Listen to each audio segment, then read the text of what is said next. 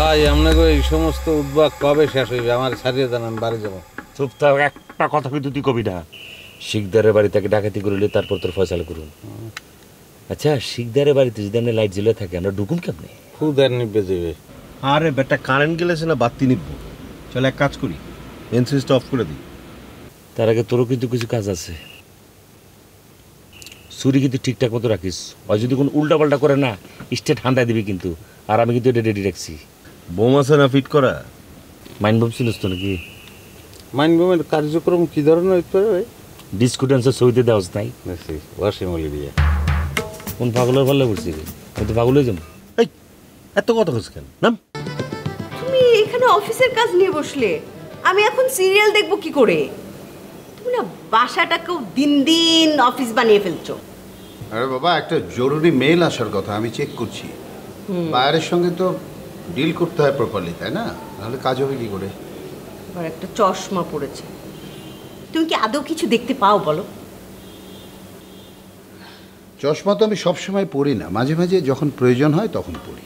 বলো কি বলবে? বলি, আমাদের মেয়েটা যে এত বড় হয়ে গেছে, সেই খেয়ালটুকু তোমার আছে? হ্যাঁ, মেয়েটাকে বিয়ে দিতে হবে না? ওই যে সেদিন একটা হিন্দি সিরিয়ালে দেখলাম যে এরকম আমাদের মেয়ের মতো ছোট্টখাট্ট একটা মেয়েকে বিয়ে দিয়ে দিচ্ছে ধুমধাম করে। বাবা মা সো ইয়াং, খুব সুন্দর মেকআপ করেছে সবাই, খুব সুন্দর গেট আপ। তারপর ধরো যে বিয়ের আসর একটা নাচের ছিল, ধরো যে এই তুমি আর আমি আর কি নাচছি, ওরকম একটা কিছু। তো ওইরকম আমাদের মেয়েটাকে বিয়ে দিয়ে ধরো যে একটা ঘর জামাই রেখে দিলাম, আমাদের একমাত্র মেয়ে। ঘর জামাই? হ্যাঁ, আমার মতো? হ্যাঁ। ঘর জামাই হওয়ার যে কি যন্ত্রণা, সেটা আমি ছাড়া আর কে বুঝবে? এই যে তুমি একটা সাক্ষাৎ বেঈমানের মতো কথা বললে। তোমার কি আদর যত্ন আমি কম করি? আমার নিজের রূপচর্চার দিকে আমি কোনো খেয়ালই করি না, সারাক্ষণ তোমার দিকে আমার নজর থাকে। আচ্ছা শোনো না, ওই যে লীনা বলছিল ভালো একটা পাত্র পাওয়া গেছে। পাত্র আমেরিকায় থাকে, আমেরিকা। ওখানে ভালো একটা মাল্টি ন্যাশনাল কোম্পানিতে জব করছে। ওখানে ছেলের ডুপ্লেক্স বাড়ি আছে, বিশাল বড় গার্ডেন আছে, সুইমিং পুল, বিশাল বড় কার, এভরিথিং হ্যাভ। সবই শুনলাম, কিন্তু আমার মেয়েটা তো লেখাপড়া করছে, ওর লেখাপড়াটা শেষ হোক, তারপর না হয় ওর বিয়ের বিষয়ে ভাববো। আরে এটা কোনো বিষয়ই না। সেদিনই তো একটা হিন্দি সিরিয়ালে দেখলাম যে ঠিক আমাদের মেয়ের মতো ছোট্ট একটা মেয়েকে বিয়ে দিল, বিয়ের পর লেখাপড়া করছে।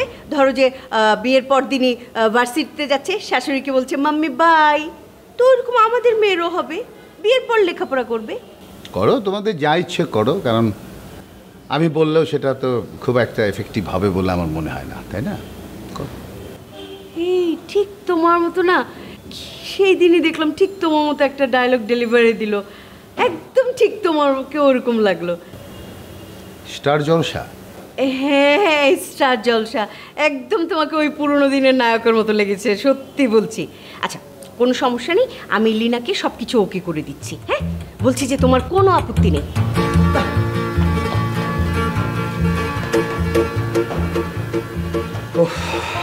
স্টার জলসা, হিন্দি সিরিয়াল,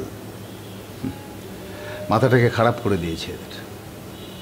কি আর করব, আমার তো এই সংসারে কিছু বলারই নেই।